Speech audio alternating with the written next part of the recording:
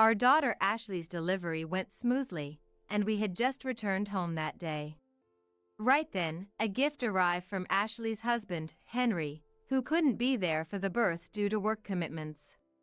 Though they had been in touch, Ashley clearly missed Henry and eagerly received the package, delighted. "Everyone, please enjoy this. I wonder what he sent. Knowing Henry, it must be something I love." Ashley opened the package with pure joy. However, her joy quickly faded as her complexion turned pale upon opening it. As Ashley suddenly fell silent, we all peered into the package. Inside was just a dirty rag. And within, a note simply stating, "Don't come back." What is this? What does it mean? What's this about? Did Henry really send us this? In stark contrast to our shock, my husband, Kevin, visibly angry, threw the rag to the floor. It must be some mistake. It had to be. Surely, this is some kind of mistake. Should we contact Henry? I gently asked the clearly distraught Ashley, who had become silent and looked down, saying nothing more. This was too much for Ashley, who had just gone through childbirth. I couldn't bear to see her so exhausted and upset. But then, an unexpected turn of events was about to unfold. Kevin came home from work earlier than usual, with a somewhat relieved expression. Before I could ask what happened, Kevin spoke. With a deep breath, he grimaced, bit his lip in frustration, and then announced, "It appears that was meant as a warning. My name is Heather. I'm a 57-year-old and I'm supporting my fate as a housewife. Growing up, I was always looking up to my dad, an elite banker. During my school years, I had to be at the top of my class, or Dad would scold me, so my days were filled with nothing but study. Lacking time to play with friends, I led a solitary life at school. Thus, I enrolled in a prestigious university, as Dad suggested. If my grades fell, Dad would threaten not to pay my tuition. However, as I was preparing to find a job, Dad passed away in a car accident. The sudden loss left me utterly lost. Mom grieved daily over Dad's sudden absence. To reassure her, I took a job at a bank. Though Dad was strict, I realized that it was thanks to him I had been so dedicated to my studies. Grateful for this, I was happy to work at the bank, and Mom was overjoyed that I followed in Dad's footsteps. That's where I met someone. Most of my colleagues quickly married and left the job. In our 20s, only women with no desire to marry or those like me, completely dedicated to their work, remained. The bank was a busy place, making it hard to blend in with others around. Even though I was capable at my job, my inability to marry was mocked by my boss. Still, I diligently applied what I had studied in college to my work. Then, one day, after years of this routine, I was introduced to a man by my boss. That man was my husband, Kevin. In the company, he was known as a competent worker, trusted by our boss, and beloved by his colleagues. Being introduced to Kevin, who was cheerful and good-natured, took me by surprise initially. Though we had worked together on several occasions, our interactions had been limited to work-related conversations. The idea of going on a date with him was beyond my expectations. Yet, I found myself accepting his invitation to dine out. Kevin, with his constant SE, turned out to be a very kind and considerate person. Soon after, our relationship progressed swiftly towards marriage. I felt confident that with him, we could build a happy family. Kevin was indeed a wonderful person. Once we decided to marry, we bought a house and embarked on a new life together. Thanks to Kevin's stable income, I left my job to become a housewife. Both of us wanted children eventually. However, reality proved to be harsh, and despite the passage of time, we remained childless. 3 years into our marriage, I was diagnosed with a condition that made it difficult to conceive. The thought that I was the reason we couldn't have children was devastating. But Kevin was there to encourage me, insisting we face the challenge together. With his support, I began fertility treatments.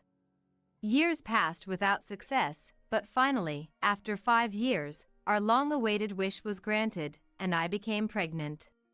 We were overjoyed at the news of our forthcoming child. Months passed and I gave birth to our beloved daughter. Kevin adored her even more than I did. Once Ashley was born, Kevin made it a point to leave work early, skipping company dinners to come home. Raised with our undivided love, Ashley grew into a very kind child. She was earnest and kind, always sing, just like Kevin. Time flew, and before we knew it, Ashley was a college student. Supporting her desire to help others, we encouraged her as she pursued her studies with enthusiasm.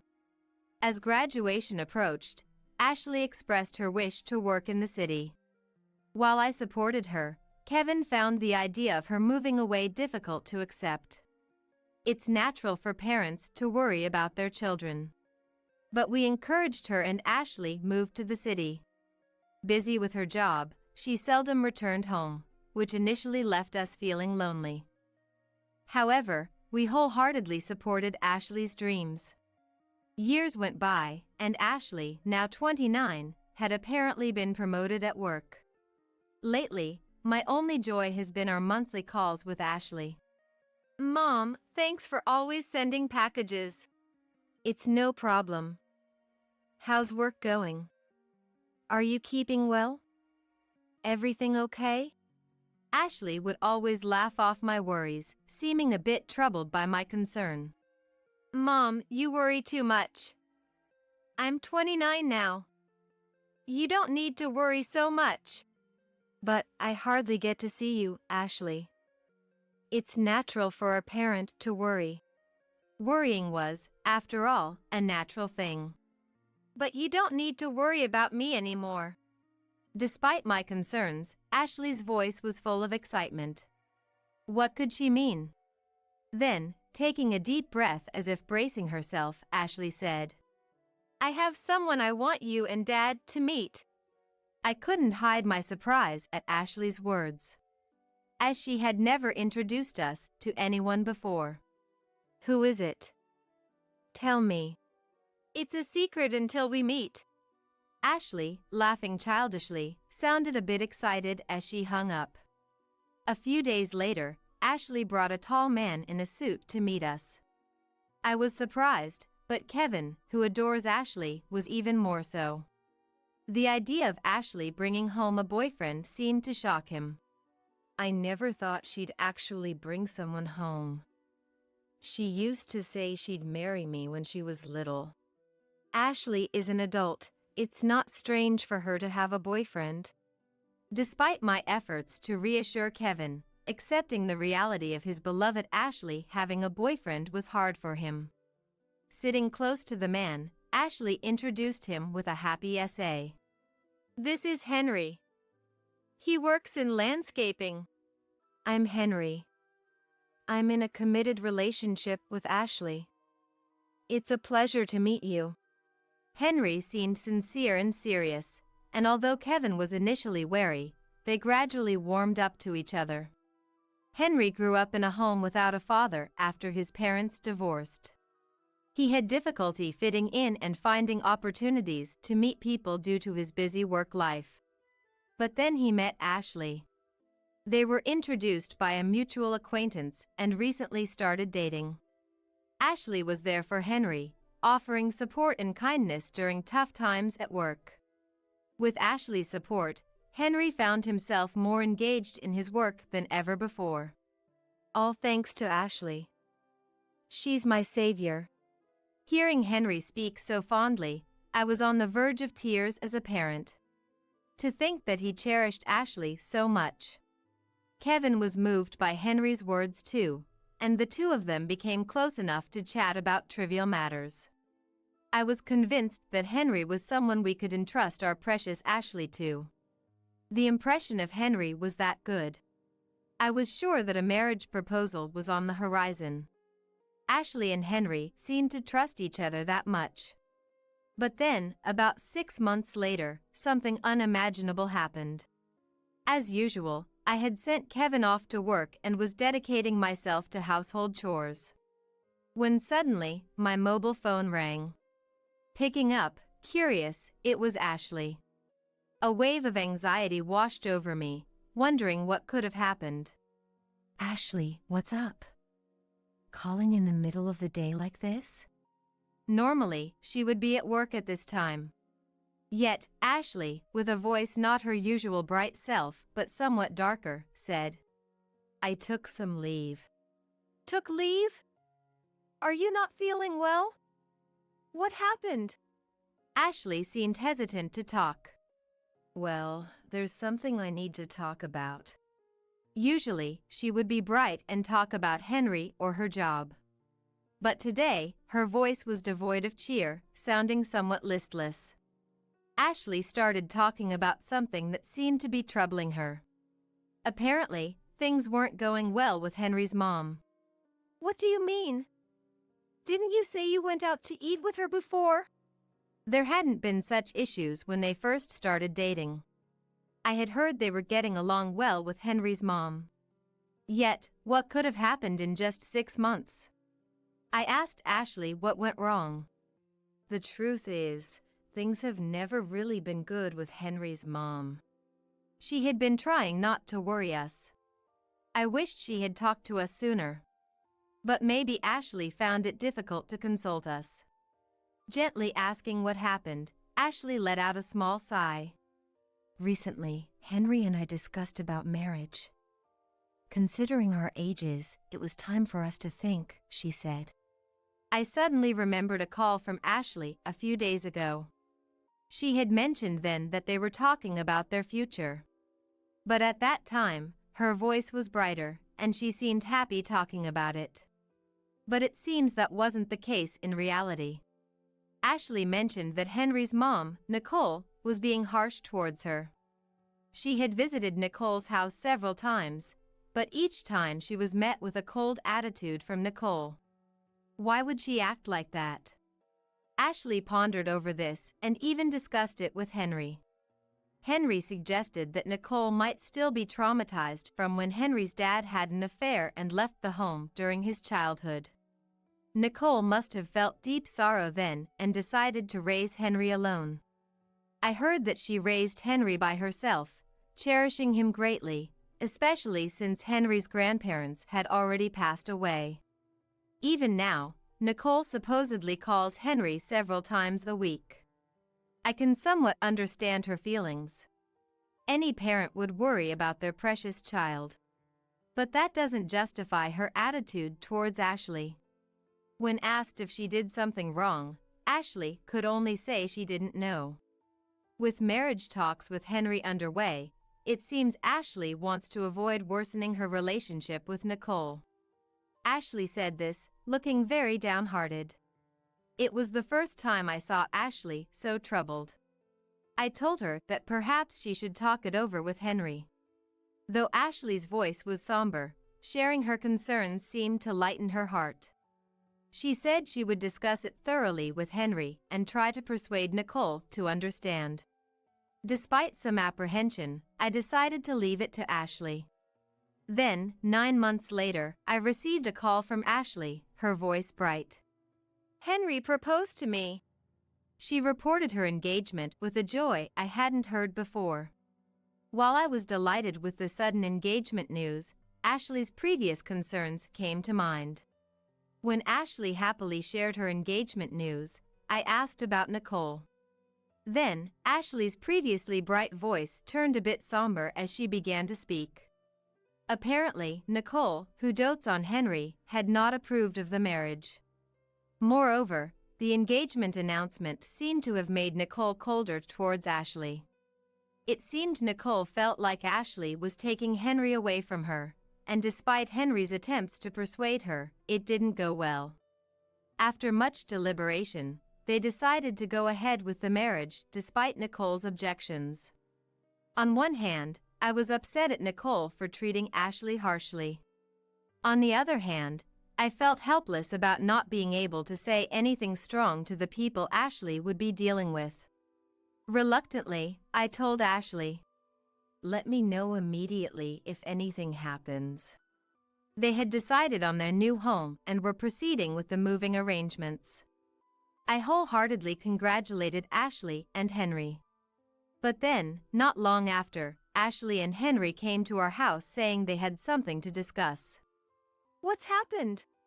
Kevin asked anxiously. The two exchanged glances and then said happily, "I'm going to be a mom." She showed us an ultrasound photo with a happy expression. There, a still tiny baby was pictured. We were overjoyed, especially Kevin, who was more excited than anyone about the grandchild's arrival. "I can't believe we're going to have a grandchild. There's nothing happier than this." "You're exaggerating. I haven't even fully realized it yet." Ashley, blushing with a shy SA, made me suddenly think of something. It was about Nicole. If she hadn't even accepted their marriage, what would she say upon finding out about the pregnancy? When I asked Ashley about it, Henry, with a stern look, said, "I'll try to convince Mom again." Apparently, Nicole became even harsher towards Ashley after their marriage, and when they announced the pregnancy, she yelled, "Why would you have a child so quickly? That's strange, isn't it? You must have lured Henry into marrying you." Nicole accused. Ashley and Henry insisted that wasn't true, but Nicole wouldn't listen, Ashley said sadly. Henry told Nicole there was no need to be so angry, but she initially wouldn't accept it. However, worried that the constant complaints would burden pregnant Ashley, Henry persuaded Nicole several times, explaining the accusations were baseless. For now, Nicole seems somewhat convinced, but she still harshly blames Ashley. "I can't believe this is happening to you guys. But remember, we are here for you both. Give birth to your child in peace." That's right. There's nothing happier than Ashley being pregnant. Encouraged by our strong words, Ashley and Henry nodded with teary eyes. I had heard about mother-in-law and daughter-in-law conflicts, but never imagined Ashley would experience it. And it was unforgivable that Nicole complained for such strange reasons. But Ashley's trials didn't end there.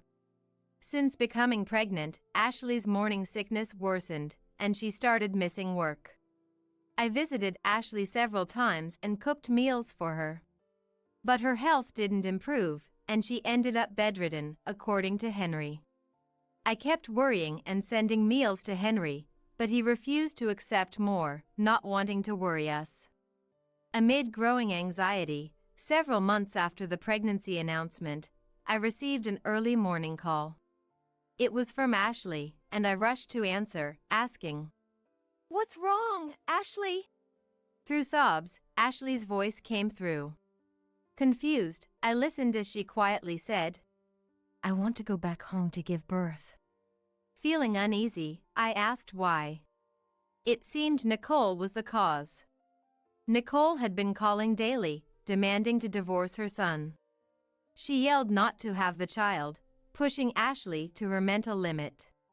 "Why didn't you talk to us sooner?" I asked Ashley, who sobbed through her explanation. It appears she had been pretending to be upbeat not to worry us. Tears overflowed from my eyes too. I woke Kevin to explain the situation.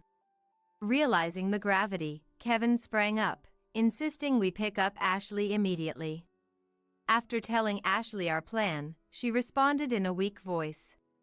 Henry, too, was exhausted. I suggested they both stay with us for a while. However, while Ashley was willing to accept, Henry rejected the proposal. Henry explained that due to work commitments, he simply couldn't leave. Reluctantly, it was decided that Ashley would return to our home, and about an hour after the call, I went to pick her up. Upon arrival at home, there was Ashley, visibly exhausted. She seemed to be mentally drained, clearly not her usual self. I instinctively hugged Ashley tightly. "I'm sorry, I can't get away from work. If anything happens, please call me right away. I'll come as soon as I can," Henry said, hugging Ashley with a look of concern. Seeing how much they loved each other made my heart ache. To think they were being put through so much distress. I felt a surge of anger towards Nicole. From that day on, Ashley began living with us, away from Henry. Compared to her previous state, she seemed to be slowly recovering. Though there were times she wasn't feeling well, seeing Ashley become a bit brighter was reassuring. A few months after moving in with us, Ashley safely gave birth to the child. Kevin and I were moved to tears with joy at the birth of our adorable grandchild. It reminds me of when Ashley was born. It's a moment too precious to forget, such a joyful event. Kevin and I looked at each other, reminiscing about the time when Ashley was born. Ashley, blushing with embarrassment, immediately called Henry. She had informed Henry when she went into labor, but he couldn't make it in time. Henry was unable to attend the birth, but Ashley joyfully informed him of their child's arrival. However, Ashley's expression darkened after making the call. She looked dejected after hanging up. "What's wrong?" I asked Ashley. "He can't come right away. But he said he's sending a gift, something I like," she said. Initially, Ashley was downcast, but she soon regained some of her spirits. It seems Henry was concerned about not being able to attend the birth and wanted to cheer Ashley up. He apologetically mentioned sending Ashley her favorite things. However, we suddenly felt something off about Henry. Even if he was busy with work, he should have made it a priority to be there for the birth of his child. This prioritization of work over childbirth made us slightly feel distrustful towards Henry. But since Ashley trusts him, we decided not to dwell on it further. Then, on the day Ashley returned from the hospital after giving birth, a gift from Henry arrived. Though they had been in touch, Ashley seemed sad about not being able to see Henry. Ashley was very pleased to receive the package. "Let's all enjoy this. I wonder what he sent. Knowing Henry, it must be something I love," Ashley said, opening the package with visible happiness. However, her joy quickly faded as her complexion turned pale upon opening it. As Ashley became suddenly quiet, we too looked inside the package. Inside was just a dirty rag. And within, a note simply stating, "Don't come back." "What is this? What does it mean?" "What's this? Did Henry really send us this?" Contrary to our shock, Kevin, visibly angry, threw the rag to the floor. "It must be some kind of mistake. Surely, this is some kind of mistake. This doesn't make sense. Should we contact Henry?" I gently asked Ashley, who had become silent and looked down, saying nothing more. However, Ashley remained silent, her face downturned, not speaking anymore. We focused on comforting Ashley, who was deeply distressed. To think she had to face this treatment after just giving birth. We couldn't bear to see Ashley so worn out. But then, an unexpected event occurred. Kevin came home from work earlier than usual, with a somewhat relieved look on his face. Before I could ask what happened, Kevin began to speak. "I contacted Nicole. It seems that was meant as a warning." I was shocked at Kevin's words, uttered with a heavy sigh. It turns out the perpetrator of the package was not Henry, but Nicole. Kevin had tried to reach out to Henry on the day the package arrived, but got no response. With no other choice, Kevin contacted Nicole and confronted her. He couldn't stand to see Ashley sad any longer. Nicole confessed to taking a package meant for Ashley from busy Henry, swapping it with a dirty rag, and sending it. While shocked at such an unexpected revelation, I couldn't understand why she would do such a thing. However, Kevin's expression remained stern. Nicole was trying to protect Ashley by being harsh on her all this time. Upon being pressed, Nicole confessed everything to Kevin. Nicole confessed that she had once heard from a drunken Henry about embezzling company funds. With the issue unresolved and Ashley's marriage to Henry hastily decided, Nicole panicked. To prevent Ashley from getting involved in any trouble, Nicole admitted to being harsh towards her. It was Nicole's way of advising Ashley to stay away from Henry. The shock left us speechless. But we couldn't let Ashley continue to be saddened by this. We wanted to push for a divorce immediately, but we knew neither Ashley nor Henry would agree. So, we took immediate action. First, we contacted Nicole. She seemed surprised to hear from us, but quickly apologized. I was wrong. I'm truly sorry for everything. While it was difficult to forgive Nicole for her weak apology to Ashley, we requested her cooperation to get Henry to confess. Nicole hesitated for a moment, stumbling over her words, but then agreed, acknowledging that it couldn't be overlooked. We decided to tell a grieving Ashley everything about Henry. We shared everything Nicole had told us, explaining that it was all done to protect Ashley. Initially, Ashley seemed incredulous, but she appeared to trust our words eventually. Shortly after giving birth, we finally received a call from Henry, who had not once called or shown concern for Ashley since the birth. There was no way Kevin and I could forgive that. We were infuriated by the fact that he hadn't attended the birth nor had he made any contact after the birth. Is Ashley okay? Now that work has calmed down, I should be able to stay in touch, Henry said, seemingly unconcerned. Anger welled up at Henry's indifferent demeanor as he spoke. I briefly updated him on Ashley's condition and then quickly ended the call. To think Henry had deceived Ashley, who was raising a child on her own, and embezzled company money. We could no longer forgive Henry. A few days later, Nicole provided us with a recording of Henry's confession. His voice on the recording showed no remorse, speaking as if the matter was already resolved. He seemed utterly unconcerned about embezzling company funds and even mocked the deception of Ashley.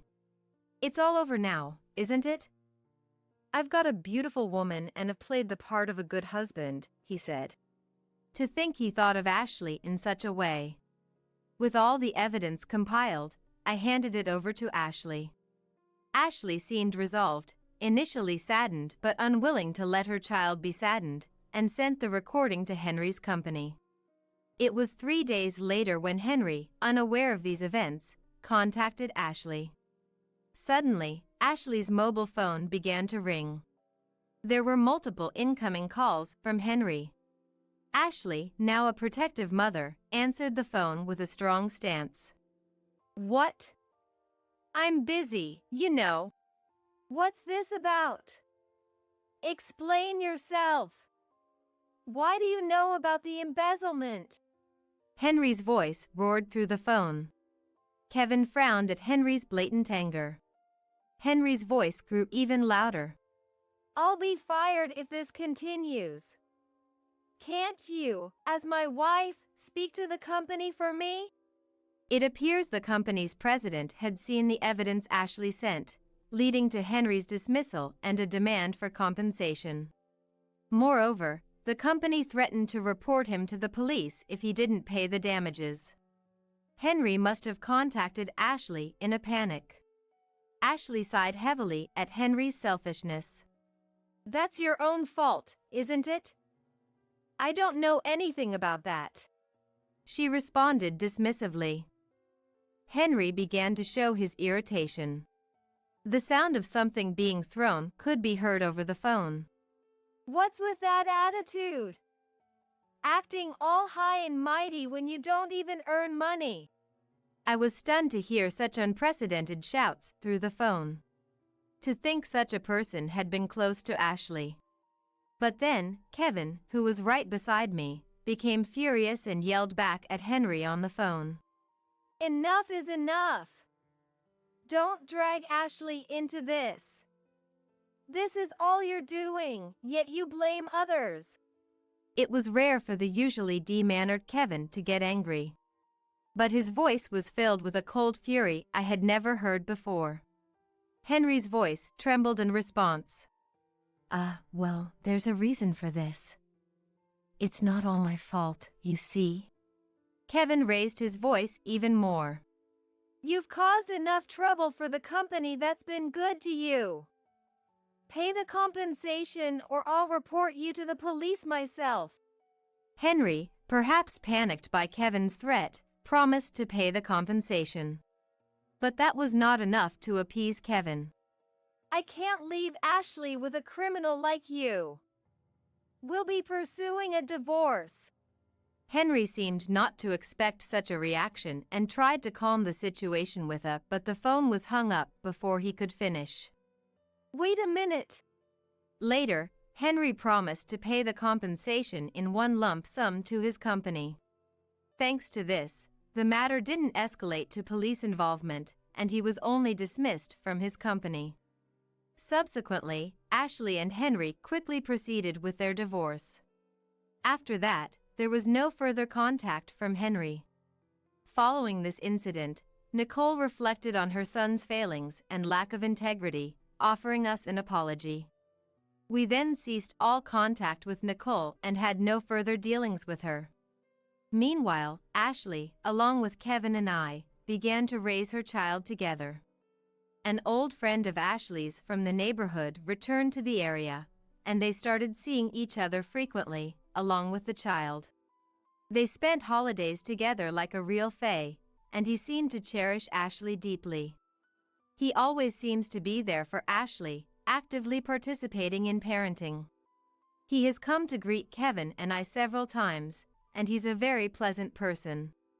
The child seems to have grown fond of him too, and judging by their interactions, remarriage might be happening soon. Seeing Ashley and our grandchild sing happily together has given us great peace of mind. Something feels off. I try to pinch my cheeks to ward off the sudden wave of sleepiness, but it's utterly ineffective. There wasn't anything particularly exhausting about today, just a meal at my in-laws. And I'm not usually short on sleep. Why then, I wonder drowsily, when I hear my husband's laughter. Good night, LOL. I'll make sure you have sweet dreams. My name is Lila. A 24-year-old office worker, newly married to Riley, who is 5 years my senior. We met through a friend and, after dating for 2 years, were happily married. We had a grand wedding recently and received blessings from many people. Just as I was dreaming about our happy married life ahead, an unexpected misfortune struck. Emerson, my mother-in-law, suddenly fell ill and passed away in no time. Emerson was cheerful and very kind, delighted when I first went to greet her. Nice to meet you, I'm Lila. Oh, what a joy to have such a lovely woman as my son's wife. I've always dreamed of having tea time with my son's wife. I'd be delighted. Please, let's have tea time together. Though I was nervous, Emerson welcomed me with a full smile, making me feel at ease and fond of her. We had planned to have tea time together after the wedding settled down, but that dream was shattered with Emerson's passing. We were busy with Emerson's funeral, sorting out her belongings, and handling the inheritance, finally settling down a year later. Then, I got a call from Trevor, my father-in-law. Layla, how about a meal at our house next weekend night? I'm thinking of ordering takeout. Yes, of course. Thank you. So, I was invited to dine with Trevor next weekend night, along with Riley. Trevor ordered Singaporean cuisine, which he loves, and we enjoyed the feast. The three of us gathered around the dining table. It was my first time trying Singaporean cuisine, and everything was delicious.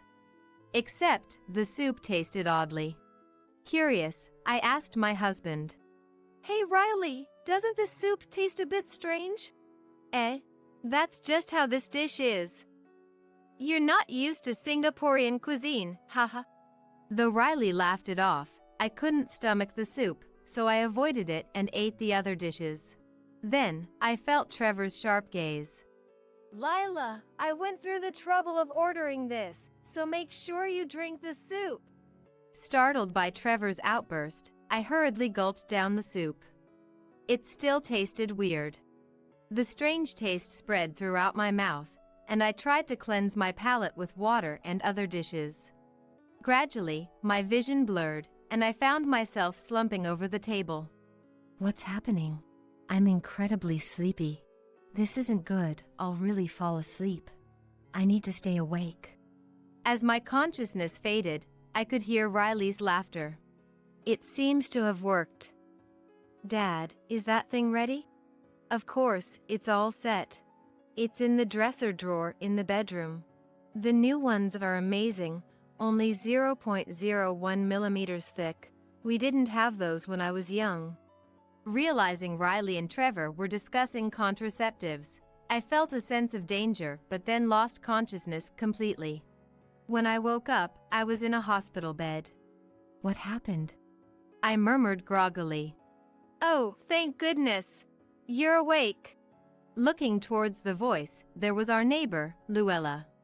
Luella immediately called the doctor, who explained that I had been given a large dose of sleeping pills. Sleeping pills! So that's why the soup tasted so odd. Then, I learned from Luella. Your dad and husband ran off in the car, so I accompanied you in the ambulance. I'm so glad you woke up safely.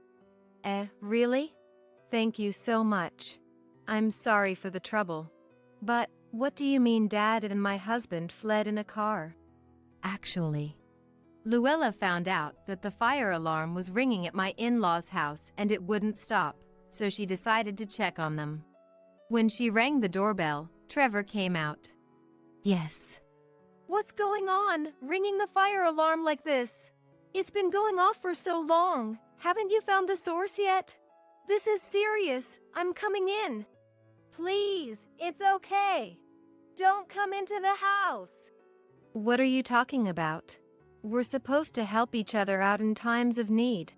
Luella said that, barging into the house, and found me lying listlessly in the living room. Oh my! You've collapsed from inhaling smoke. This is terrible. I need to call an ambulance right away. No, this is different. Trevor and my husband tried to deny it hastily, but Luella was convinced I had collapsed from smoke inhalation and called for emergency and fire services on the spot. Lila is just sleeping. That's right. My wife is just tired and sleeping. There's nothing to worry about. Despite their desperate explanations, Luella objected. It's strange that she won't wake up with such a loud noise going on. I'm worried. I wonder if the ambulance will arrive soon. Luella was frantic. Before we knew it, people had started gathering. Riley and Trevor began to sweat profusely. Soon after, Riley and Trevor hurriedly jumped into a car and fled, leaving me behind. That's why Luella ended up accompanying me in the ambulance. Such a thing. Thank you so much. I expressed my gratitude to Luella. Then, when I told the doctor about the conversation I heard between Riley and Trevor before losing consciousness, he grimaced and made a call, and I was informed that Riley and Trevor were also admitted to the same hospital. Riley and Dad are hospitalized. Why? Apparently, after fleeing the house in the car, Riley and Trevor were driving frantically to get as far away as possible. As a result, the car Riley was driving crashed into the wall of a mansion, causing an accident. Both were brought to this hospital by ambulance, severely injured with broken bones, but their lives were not in danger. Hearing the reason for their admission, I was overwhelmed with anger, disgust, and various other emotions. They got what they deserved. I'll never forgive them. I decided to hire a lawyer and sue over this incident. Then, sleeping pills were detected in the soup bowl I had finished, and Riley and Trevor were arrested for assault. The news even reported on the incident.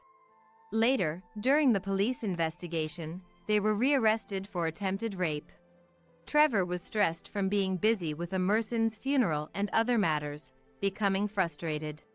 He was planning to visit a nightclub, but when Riley found out, he made a proposition to Trevor.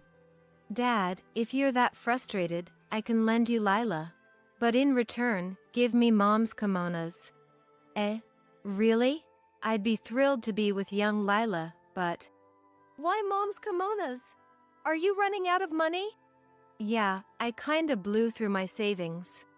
Riley had squandered his savings on gambling and offered me in exchange for Emerson's kimonos, which came from a distinguished family and were valuable. Riley knew this and proposed the trade to Trevor. Lila doesn't know I'm hooked on gambling. I've used quite a bit from our joint savings account, so I want to cover it up before she finds out. I see. But I can't imagine Lila agreeing to be with me. That's okay. I have a good idea. You still have some of Mom's sleeping pills, right? Emerson had been prescribed sleeping pills for her insomnia before she passed away. With those sleeping pills remaining, Riley and Trevor concocted their plan. They decided to dissolve powdered sleeping pills in the soup and proceed after I had fallen asleep. Perfect plan, right? This way I get money, and Dad's frustration is relieved. It's all good. Right. Let's invite Lila over for a dinner party next weekend. However, their scheme was abruptly foiled by the ringing of the fire alarm, leading to the foolish outcome of causing an accident in their haste to flee in the car. It turns out Riley and Trevor are hospitalized in the same room. Damn it! How did it come to this?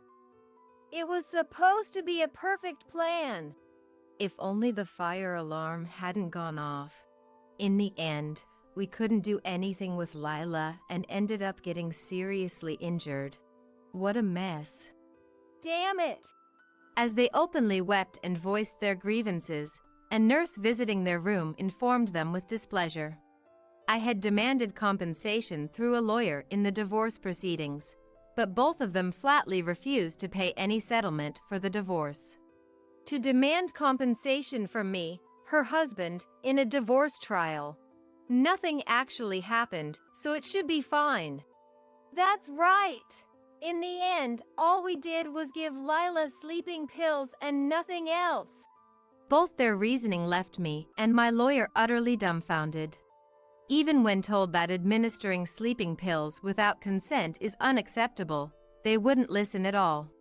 Moreover, Hey! Lila! Tell the police not to sue me and Dad. If the victim asks for a non-prosecution, the police won't sue, right? they had the audacity to command. How low could they possibly be? I continued to ignore them, but they persistently demanded not to sue and to ask for a lighter sentence. However, their demands suddenly stopped at one point. After giving orders every day, it was strange for them to suddenly cease. Curious, I decided to investigate. It turns out they had encountered a serious problem. The owner of the mansion whose wall was destroyed when Riley and Trevor crashed into it was furious and had demanded they pay for the repairs. The damage was extensive, so the cost of repairs was significant. Moreover, my husband had lied, saying, "We were rushing to the hospital because Dad was suffering from an illness, and that led to the driving mistake." However, the incident was reported in the news. Upon learning the truth, the mansion owner became even more enraged and insisted on receiving both the repair costs and compensation from the divorce trial. As a result, Riley and Trevor seemed to have bigger problems than just dealing with me. "It wasn't on purpose. Please forgive us. We beg you." Riley and Trevor were pleading, but the mansion owner was unforgiving. They were told they must pay no matter what. Since the mansion owner hired a lawyer, Riley and Trevor also had to hire one to handle the situation. Since I had a lawyer as well, the compensation for the divorce was smoothly negotiated between the lawyers. Given their clear wrongdoing, our demands were almost fully met. I also demanded and received the money Riley had misappropriated from our joint savings account. Although I hadn't noticed his gambling addiction, I remembered how his overtime had suddenly increased at one point. Probably, he was lying about working late and going to pachinko instead. And so, I naturally proceeded with the divorce from Riley. The negotiations were handled by our lawyers, and though initially reluctant, Riley agreed to the divorce when I firmly insisted. Riley's lawyer played a significant role by convincing them that they were in a very unfavorable position and needed to show sincerity. Later, I went to thank our neighbor Luella again. Thank you so much. I don't know how to express my gratitude. Oh, I didn't do anything special. It's good that you're safe. Perhaps Emerson was looking out for you. Emerson, you say? What do you mean? After I was taken to the hospital in an ambulance, the firefighters came and checked the cause of the fire alarm. However, the only source of fire in the house was a candle on Emerson's altar, which no one should have lit. This wasn't enough to trigger the fire alarm, indicating a possible malfunction as there were no other signs of fire. Maybe Emerson is always watching over you? She was so happy to have such a lovely daughter-in-law. Luella told me with a smile. It might have been a coincidence, but even so, I felt a warmth thinking about Emerson's kind smile. After expressing my thanks to Luella again, I headed to a certain cake shop. This shop sells a chocolate cake that I've always loved. When I had promised to have tea time with Emerson, I wanted her to try the chocolate from this cake shop. After buying sweet buns, I went to the florist to buy flowers that matched Emerson's cheerful image, with a fresh impression, and headed to visit her grave. Offering the flowers and chocolate at the grave, I expressed my gratitude to Emerson. Dear Emerson, thank you so much. Your help saved me. Though I've divorced Riley, I will always love you, Mom.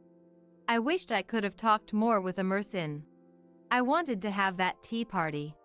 This chocolate was meant to be shared with you, Emerson, during our tea time. It's really delicious. Just then, the wind blew softly. Feeling as if Emerson had responded, a tear fell from my eye. But thinking that crying would worry Emerson, I lifted my face, smiled, and said, I'll visit again, Emerson. And moved on. I decided to take the chocolate back with me later, as I couldn't leave it at the grave. On the way home, I felt incredibly refreshed. Despite everything, I vowed to live energetically from tomorrow on. Returning to single life, I threw myself into work more than ever before. Riley and Trevor, with their complex fractures, seem to still be in the hospital. The owner of the mansion is trying to collect the repair costs before they are discharged and sent to prison, and it seems they had to sell their car and belongings to pay back the money using their savings. Physically and mentally devastated, and with prison time awaiting them. They are experiencing a living hell. I hope they reflect deeply and pay for their crimes once they are discharged and sent to prison. Since then, I've been visiting Emerson's grave regularly, updating her on my life. Having had enough of love for a while, I've decided to enjoy being single and am studying hard to earn new qualifications. I plan to live every day without regrets. My husband called me disgusting for my severe morning sickness, looking down on me with cold eyes. You're the one who threw up and made a mess, right? Hurry up and open the window to air it out. If the smell sticks, you're paying for it. Just because you find it hard to go shopping or cook doesn't mean morning sickness isn't an illness. Don't be so stupid. On top of that, as my morning sickness got worse, my husband left me at home and went on an overseas trip with mother-in-law, Audrina. That was the last straw for me, and I began to plot my revenge. A week later, my husband called, furious. I laughed it off. Since you told me to clean the house, I did just as you said. Got a problem with that? I'm Kimberly, a 28-year-old office worker. My husband, Eamon, and I live in a detached house and both work while we've recently become pregnant. While I was happy, my morning sickness was so severe that I couldn't go to work on some days. Fortunately, many at my workplace were understanding. Once you get through this, it'll get easier, so make sure to rest and take care of yourself. They gave me some time off when I was considering quitting. So, I spent my days at home, resting as much as possible, eating when I could, and doing household chores. The problem was my husband. He practically stopped doing any housework at all. You're always at home, right? Even a pregnant woman can clean, so at least do that. While my husband used to do household chores when we were both working, he stopped doing anything since I took my leave. Even when I said I couldn't do it because of severe nausea, he wouldn't listen. Moreover, he compared me to other pregnant women he had seen, saying, "Just being lazy and slacking off in the name of morning sickness." Furthermore, he was extremely averse to me vomiting. The first time I vomited at home, I didn't make it to the toilet and ended up using the living room trash can. Seeing this, my husband, pinching his nose, hurried me to ventilate the room and kept yelling at me, even though my nausea hadn't subsided. Although I vomited into a plastic bag in the trash can, so the can itself wasn't dirty, he made me dispose of the bag and then threw the trash can away. Hey, what's with that attitude? Why are you telling me to open a window when I'm vomiting? You could open it yourself. And I properly sealed the double bag before throwing it away, so why throw out the trash can in front of me as if to make a point? Disgusting, smelly, don't talk. Even if it's in a plastic bag, droplets might have gotten on the trash can. After that, no matter what I said, don't talk because it's smelly. He wouldn't even listen. I started to consider divorce. Maybe once my morning sickness settled down and I could go back to work, my husband would return to being the kind and helpful person he used to be. But could a husband who hurled such abuse at me while I was suffering return to how he was? Or was this his true nature? As I worried, my morning sickness only got worse. With nausea hitting me multiple times a day, I started carrying a plastic bag with me everywhere in the house to vomit without my husband seeing and dispose of it. However, one time, I didn't manage to dispose of it in time, and he saw me with the bag. Don't touch anything, all right? You're paying for the sofa you just sat on since you're going to dispose of it because you dirted it. He looked at me with utter disgust. When I impulsively brought up divorce, I noticed he was holding a pamphlet in his hand. He spread it out to show me. In about 2 weeks, I'm going on a trip overseas with Mom. We plan to stay for about a week. Don't slack off on cleaning just because I'm not here. Keep the house clean. What? What are you thinking? While looking at me coldly, my husband laughed in a low voice. I don't want to stay in a house you've made filthy. The morning sickness should settle down in about 3 weeks, right? By the time I'm back from the trip, it should be nearly over, so clean the house in the meantime. Fine. I'll give the house a thorough cleaning. The next 2 weeks were tough for me. He doubled down on doing nothing, even eating strongly scented meals or spraying harsh perfume around the room despite my pleas because it made me nauseous. Despite locking me in the bathroom, he'd bang on the door furiously and yell if he wanted to use it himself. This lifestyle continued. I immediately informed my parents that I had decided on divorce. Since my husband's attitude changed, I had been discussing it with my parents, who must have realized from my words that convincing me otherwise was no longer possible. They told me to come back home immediately. However, just divorcing and returning to my parents' home wasn't enough for me. I was determined to teach my husband, who lacked any awareness of being a father and thought nothing of the individual differences in pregnancy and morning sickness, a lesson.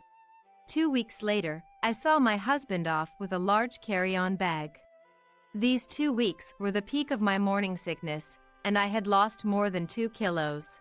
If it continued like this, I would end up hospitalized due to severe pregnancy sickness. Seeing me visibly thinner, my husband still called me dirty and, after repeatedly ordering me to clean the house, fled like he was escaping. I stayed at the entrance until he was out of sight, then took a deep breath and made a phone call. A week later, I was leisurely sitting in my parents' living room when calls from my husband kept coming in. Calls from my husband kept coming in one after another. After watching for a while, my parents started to panic, so I reluctantly answered. Don't mess with me. What the hell is this? Explain. I instinctively moved my smartphone away from my ear at the sound of my husband's loud voice the moment the call connected. Still, I sighed at the loud enough voice and listened to him. I can't get into the house. What's going on? Don't change the locks on me while I'm away. The real estate agent changed them. It's kind of gross to have the same keys as the previous tenant for the next one, right? So, they changed the locks when selling the house. Huh? Real estate agent? Oh, didn't you see the sign? It's right there next to it, for sale. There was silence on the phone for a while before the angry voice came again. What are you doing on your own? Who gave you permission to sell it? Why are you selling it? You said the whole house smells. So, I cleaned the entire house, including that. And why would I need anyone's permission to sell my house? Your house. That's not right. That house belongs to your grandfather. It's a crime to sell it without being the title holder. That house was given to me, I remodeled it, and it's in my name. You can't just sell it if you're not the title holder. Indeed, the house we lived in belonged to my grandfather. However, after my grandfather passed away, I, still single, remodeled it into its current form, and after getting married, my husband moved in to live together. My husband was momentarily speechless knowing the title was in my name, but quickly changed his approach. That house is where I live too. You can't just kick out a resident like that. It's illegal to sell my stuff. Besides, it was our house since we lived there as a couple, so it's not just your house anymore. Unfortunately, that house was in my name before we got married. We never changed it to a joint title after marriage. Plus, I moved all the stuff out after, so your things are all safe. I did dispose of the sofa you said was smelly, though. My husband seemed panicked by the mention of moving out his belongings. He was asking where and when. It's at your grandmother's house. After all, you're away with Dad gone and no siblings. There was nowhere else to send it but your grandmother's when you went overseas with Audrina. Hearing his belongings were at his kind grandmother's house seemed to calm my husband for a moment, but his voice quickly filled with anger again. So, you're the kind of woman who sells the house and dumps the belongings while her husband is on a trip. I'm divorcing you. I'll sue for compensation in the divorce court because of this. It's a relief you're the one bringing up divorce. I don't want you to come to the house anymore, and I'll be heading there with my lawyer soon. So, goodbye. I wonder if my husband truly believed he could win if he took it to court. I calmed my panicking parents while contacting a lawyer. A week later, when I went to what my husband calls his in-laws' house, Audrina slapped me before I even entered the door. I had expected it and deliberately received the slap. Because of you, the house is a mess. A woman who can't even do housework because of a little morning sickness is useless. Pay the compensation in the divorce court and let's divorce. As I was rubbing my stinging cheek, planning to retort to Audrina, she saw someone behind me and her face twisted. I thought you showed no remorse, but to strike immediately upon meeting is something else. Behind me was Carol, my husband's grandmother, looking furious. Hello. I'm really sorry for sending the belongings over so suddenly the other day. That's all right. If it hadn't been for that, I wouldn't have noticed at all. I had come to the in-laws' house, which was now the home of my husband's grandmother who had kindly accepted his belongings. When I sent my husband's belongings, I included a letter of apology detailing everything about our situation. As a result, the grandmother was furious with her grandson's husband for hurling terrible words at his wife suffering from morning sickness and leaving her to fend for herself. She was equally furious at Audrina for going on an overseas trip with him without admonishing such behavior. The grandmother, now 80 years old, is a gentle figure to her grandson but a disagreeable mother-in-law to Audrina. Since Audrina married into the family, her relationship with the grandmother, due to their clashing personalities, has always been like cats and dogs. Sure enough, Audrina, upon suddenly facing the grandmother, twisted her face in obvious annoyance, which only fueled the grandmother's anger further. After briefly addressing the shouting match between the two, I entered the house. There, my husband stood, dumbfounded next to the grandmother and Audrina. It might have been shocking for my husband to see his kind grandmother and mother arguing so fiercely. However, wanting to discuss matters with my husband without Audrina's interference, I had informed the grandmother of my visit in advance. And we started the divorce negotiation with my lawyer before Audrina could return. The process didn't take much time and ended smoothly. The compensation amount my husband had prepared for the divorce court and its basis were systematically dismantled by my lawyer, leaving him speechless. After a thorough division of assets and agreeing not to approach me except when visiting our child after its birth, my husband readily agreed, and our marriage ended abruptly. As I was leaving the house, the grandmother and Audrina were still standing next to each other. I addressed them briefly before departing, but they seemed too heated in their argument to pay me any mind. Subsequently, I began receiving a barrage of complaint-like emails from my ex-husband. Apparently, he became annoyed with the grandmother coming to the in-laws' house and meddling. Imagining my former husband and Audrina, who had shouted at me so boldly, becoming meek in front of a petite grandmother, finally brought me to laughter. However, the nature of my ex-husband's emails soon shifted towards seeking reconciliation. Every day there's shouting. They both ask me what I think when they're fighting, dragging me into it, and it's annoying. It's a lifetime request. Please, let me stay at your place. I'll do household chores or anything. I won't do anything terrible again, and I'll never say it. I want to meet our coming child too. I love you. I want to remarry you. I responded mechanically. I will not reconcile. As for the child, you can meet if you pay child support. And left it at that. Eventually, the messages from my ex-husband ceased. Apparently, unable to bear the living conditions, he left Audrina and went somewhere. Not providing any support, Audrina, not yet of pensionable age, is scraping by on her savings. Audrina herself contacted me with this news. No one's helping me. Please, I want to stay at your place. I only went on the trip with my son because he invited me. I had no idea you were suffering so much from morning sickness. She claimed, lining up convenient excuses over the phone, but when I threatened to report her to the police, the calls stopped. Apparently, the grandmother also refused to help, and Audrina, limited by her savings, began working part-time. Thus, she no longer had the energy to call or email me. However, the altercation between the grandmother and Audrina that day is well known throughout the neighborhood, and they saw me deliberately receiving Audrina's slap. Consequently, the neighbors have distanced themselves from Audrina, leaving her to live uncomfortably in her home. Seemingly unable to afford renting a new apartment, she spends her days diminishing in stature.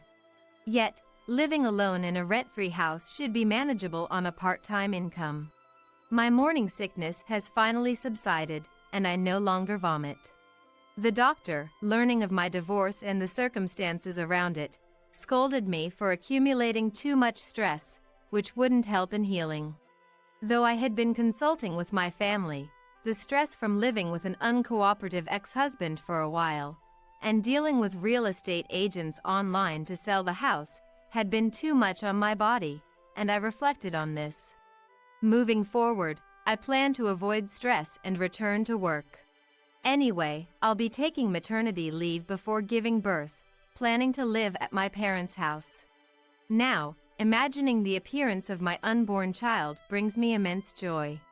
As the days go by, my anticipation grows, and I can hardly wait to see what kind of child will be born.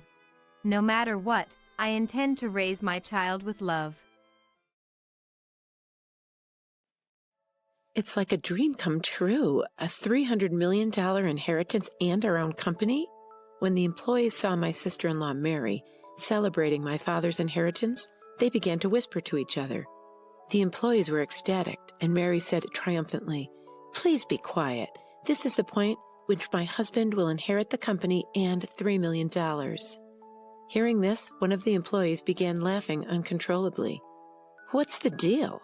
Sitting beside his perplexed wife, my elder brother was reading the will from the lawyer. My brother's face turned pale as he read. "Look at this." When my brother showed her the will, she screamed. Lucy is my name. I'm 29 years old and work for my father's business.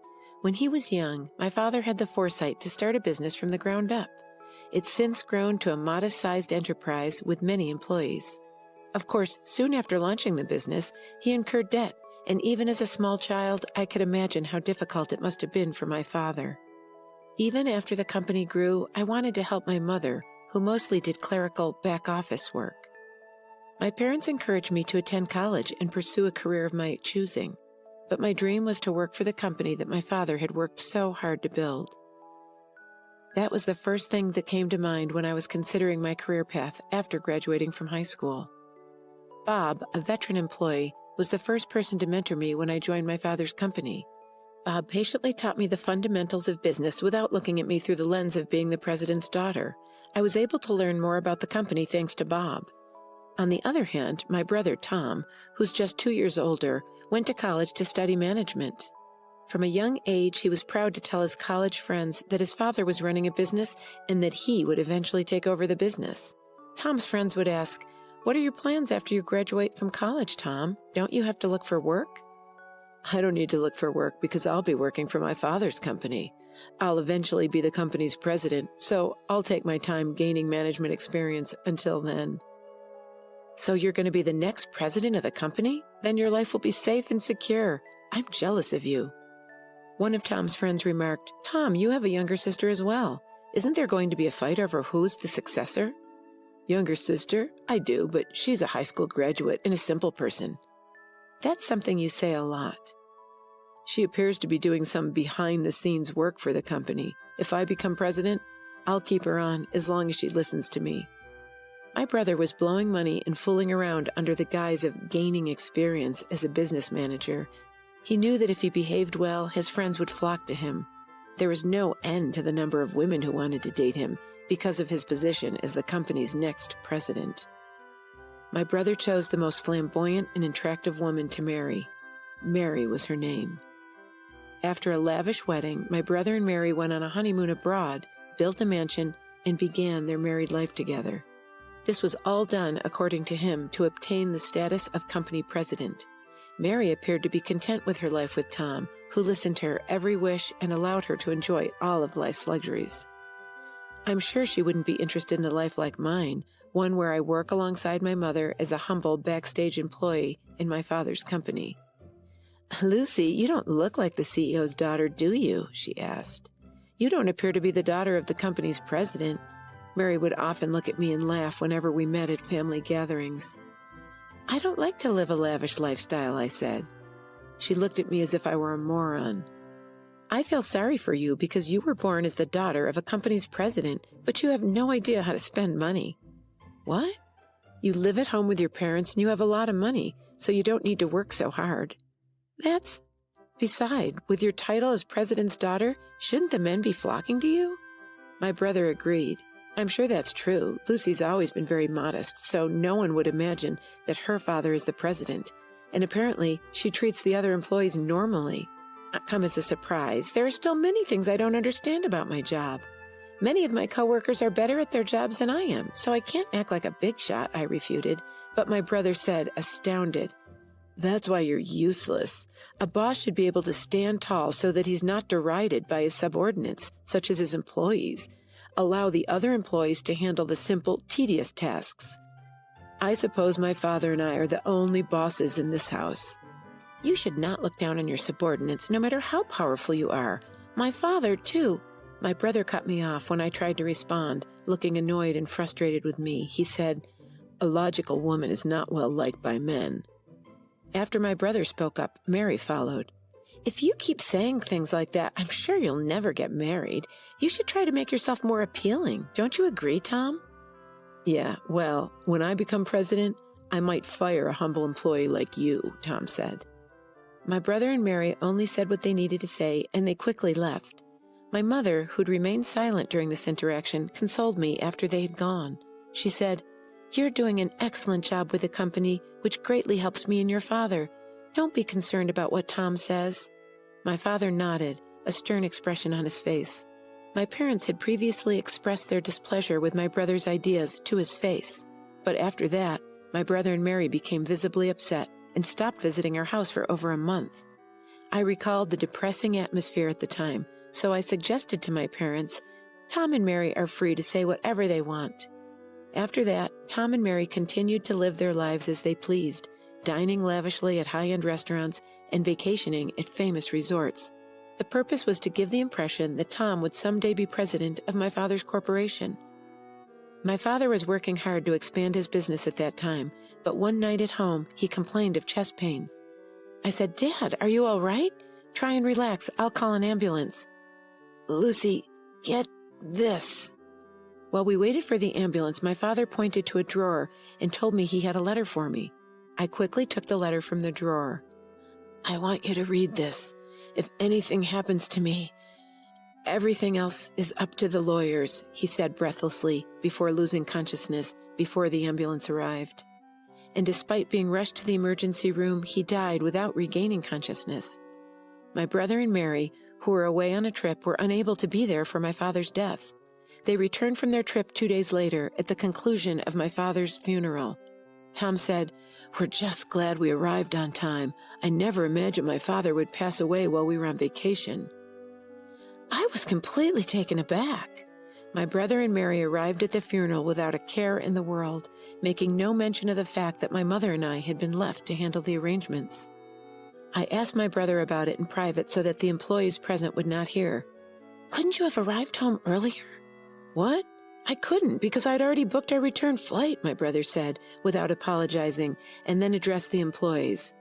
"Thank you all for your help, and please, from now on, leave it to me to take my father's place in an honorable manner." Mary looked around at the employees who had quieted down in response to my brother's words, and she said admiringly, "That's exactly what Tom would do. Everyone is speechless because they're so impressed." "Right? It's only natural given my dignity." Pridefully, my brother asked, "Lucy, isn't the ceremony just about to start? Please hurry and show us the way." I was irritated by my brother's late appearance and his arrogance, but I led him, Mary, and the employees to the meal ceremony party table. My brother continued to act arrogantly as we ate. "Isn't the quality of this food questionable, Lucy? This will degrade our father's standing as president." Mother and I already discussed it, and we came to an agreement on the food. Besides, I don't want you telling me what to do. "This is why people have no idea what it means to be president." He gave orders not only to me, but also to the other employees. "Serving other people, you're pointless." I rushed to stop him after hearing him order Bob, a veteran employee, to do his bidding. "Oh, Tom, you're so bold. Don't be impolite to Bob." "What? They're rude people. Why should I be humble in front of a mere employee? These guys ought to have more regard for me, the president." Mary was also getting into the spirit of things, and she charged at me. "That's right. Stop talking down to Tom, the company's president, Lucy. If you continue to disobey him, he'll fire you. He has the authority." A man appeared just as my brother and his wife were blustering on. He said, "Please, excuse my interruption. Your father asked me to look after his inheritance." He was the lawyer my father had retained while he was still alive. Then I remembered. My father had told me shortly before his death that he had already hired a lawyer. It seemed my father had been considering his own death and had spoken with a lawyer several years before he collapsed. My brother and Mary's eyes lit up when the lawyer mentioned inheritance. They gladly welcomed the lawyer into their room. Tom said, "Thank you for attending. The sooner we complete this task, the better. Come on in." But as he spoke with the lawyer, Tom began to sob. Wasn't my father's inheritance worth $300 million? When Mary heard this, she squealed with delight. $300 million? That much money in a company that belongs to us is a dream come true. When the employees heard this, they began to whisper. Mary triumphantly declared to the mourning employees, "Quiet. This is the moment when the company and its $300 million inheritance pass to Tom." Hearing this, one of the employees began laughing uncontrollably. "What's the deal?" My brother had received the will and was reading it next to Mary, who was wondering what the employees found so funny. My brother's face turned pale as she watched. Mary, according to the will, the entire company will be given to the eldest daughter, to Lucy." He stared at the will for some time and then began shouting, "This is not possible. This is incorrect." In a troubled tone, the lawyer said, "This is a legally enforceable will." My brother's voice became more and more choked. "What? I couldn't care less. How can Lucy become president instead of me? Perhaps Dad was simply getting old and senile." Yes, your father lacks sound judgment. A will made by a senile old man is null and void." Hearing these words, I completely snapped. I couldn't let these two people insult my late father. I couldn't let anyone, even family members, bring down my father, who was a good man until the end. Enough! My brother Tom becoming president would be even more unthinkable in my opinion. The words infuriated my brother. "What? Are you trying to tell me that I'm unfit to be president?" I responded without hesitation. "You are correct. How can you be president of this company if you've never even helped it?" "Don't be a moron. Mary and I even built a house fit for a president, and we went to great lengths to make me look the part. Do you mean building a mansion unsuitable for a man of your stature, or eating at fancy restaurants? That's not good for business. It's only money. After all, didn't Father cover the majority of the costs for the new house and extravaganza?" "How in the world would you know that?" "Just before he died, Dad left me a letter. In the letter, he detailed all the money he had spent on you and stated it would be given to you in a gift during his lifetime. As a result, your share of the estate is practically nothing." Mary panicked when she heard this. "Wait a second. Isn't this inheritance worth $300 million? Did we already spend that much? It's not fair that we got so little out of it." The employee who had just burst out laughing quickly approached Mary and informed her that $300 million comes from the company, not from personal assets. I believe all the employees here are aware of this. "Money from the company? Isn't that something that can be inherited?" I informed Mary it is indeed. The money from the company is not inheritance for the family, so I'm pretty sure my brother's share is negligible. That breaks my heart. "Oh, no!" Lucy was completely taken aback. "The inheritance, $300 million.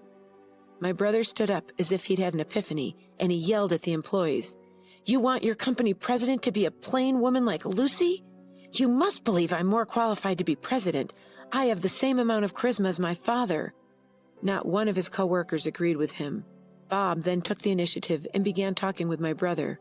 "Your predecessor, your father, was a charismatic man who founded the company during his lifetime. However, you and he are not the same person." "What?" "What you have is arrogance, looking down on us, not charisma." "What?" My brother became enraged when the employee calmly refuted him. "Tom, you may be an employee of our company, but we, the employees, rarely see you at work."